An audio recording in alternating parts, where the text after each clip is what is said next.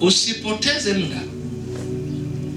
Shughulika kwenye mazingira ambayo watu wengine wanashughulika. Ukiamini kwa namna hiyo utatoboa. Na nafikiri watoto hapa alichokuwa anakifanya Ibrahim na Sara ndio hicho anachokifanya na wengine ile baada ya watoto. Na sijasema hivyo. Lakini wao kwa mtoto semeni kwa nguvu,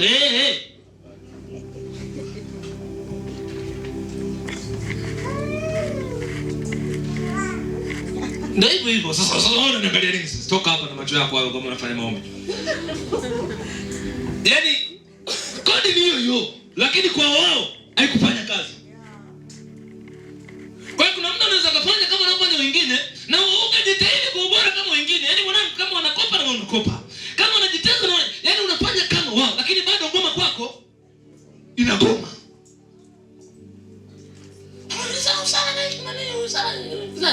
Sara kipo. Ile shida kizazi cha Sara kitaki ndanilia ya wanadamu kinataka ufunuo. Amina. Na hapo najua kupika makofi kwa sababu nakuumiza. Yaani changamoto ni kwamba yani Sara hataki hicho unachosema wewe. Sara anasubiri wewe ufunuliwe ili kikae hicho ambacho wewe unakihitaji. Kwa hiyo kuna wakati jitihada zinapogonga mwamba, ufunuo unakujaga kuainisha jitihada. Hatari ni kwamba wengi wanakataa kufunuliwa siri za Mungu kwenye neno, alafu wanahitaji jitihada zao zionekane kwenye neno. Kuna utofauti wa matendo yako kibiashara na matendo ya imani kwenye biashara. Nikufundisha usije ukachanganya haya mawili. Ukafanya matendo ya biashara kwenye biashara, alafu ukayaita matendo ya imani. Haya ni mambo mawili tofauti. Sababu bado litahitajika tendo la imani kwenye biashara, nje na matendo ya biashara kwenye biashara. Ina maana kwa mazingira Ibrahim angeona hapa hizi goti yani nimeshapoteza hapa ni dakika za jioni. Lakini ukirudi kimungu, Mungu anasema nao Ibrahimu, nje na umri kwenda kuna kitu kinaitwaga ufunuo katika majira, ambacho hichi huwa kinakataa mazingira ya watu, huwa kinakubali namna ya mbingu duniani. Hivi kuna mtu ongea naye hapa? Kuna mtu ongea naye hapa? Tunapigana na vitu ambavyo hatukufaa kupigana navyo, tulifaa kuamuru. Unajua usipokuwa na ufahamu mpana wa mambo ya kiroho, unaweza kujikuta kuna wakati unaamua kwa pressure ya mazingira. Ngoja nikupe siri nyepesi. Samani nikuvuruge kidogo.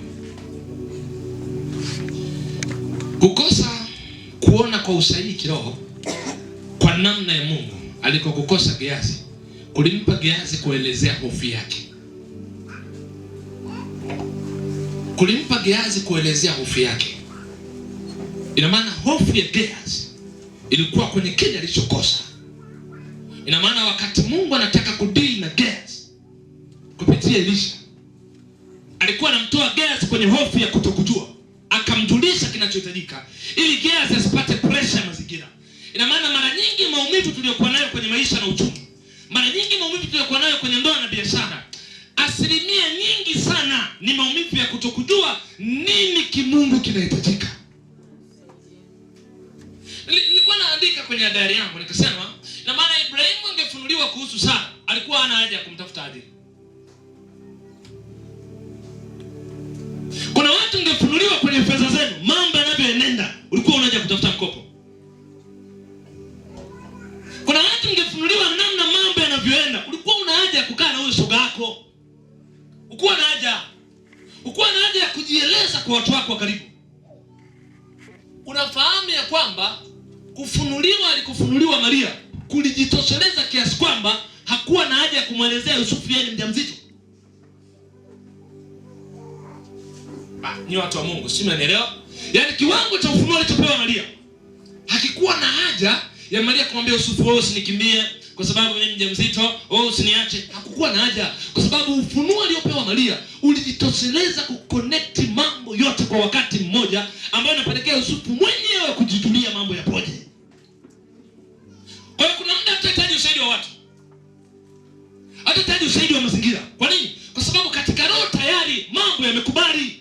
Adui yako namba moja kwenye mazingira yako ni kiwango chako cha ufahamu kiroho. Huyo ndio adui yako namba moja. Sio watu, sio huyo bwana, sio huyo mama, sio hiyo biashara. No, ni kiwango chako cha ufahamu. Ina maana Gehazi alikuwa anapata pressure ya mazingira kwa kukosa jambo linalohitajika kiroho kwenye mazingira yake. Aliyekwambia wewe una vita ya namna hiyo nani? Aliyekwambia wewe unatakiwa una pressure ina hiyo nani? Ina maana wakati Gehazi anaangalia vita ndio wakati ambao Elisha anaongelea ufunuo. Ina maana unapokuja Yerusalemu ukawa na tumaini niseme umelogwa, umepigwa, umeangushwa, alafu kakuta sisemi hayo, naongelea ufunuo, uko sehemu sahihi.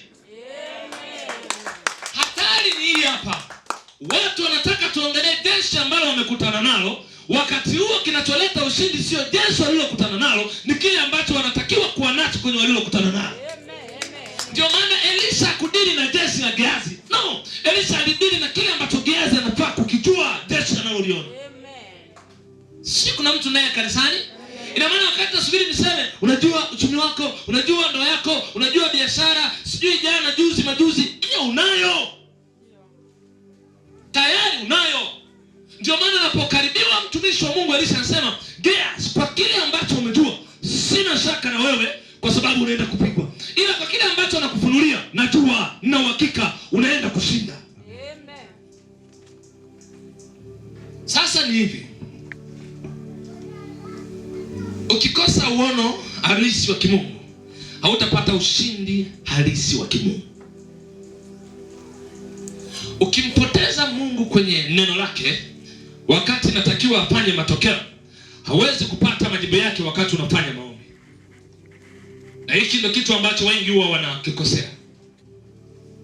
Ukipoteza ufahamu kwenye mambo ya kimungu wakati natakiwa kuyajua ili upate namna ya kutoa maamuzi sahihi, hauwezi kupata majibu sahihi kwenye mazingira ambayo umepoteza maana halisi ya huyo Mungu kwenye neno lake.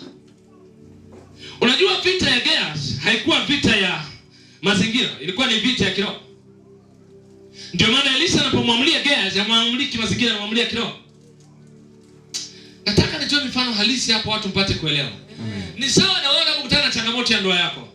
Ni sawa na unapokutana na changamoto ya mahusiano na biashara. Alafu unaenda kwa mtumishi wa Mungu anamwambia, tayari mtumishi na 1 2 3 4 5. Sina maana msisogeleni, kujeni kwa namna yenu, but mwe tayari kupokea namna ya Mungu.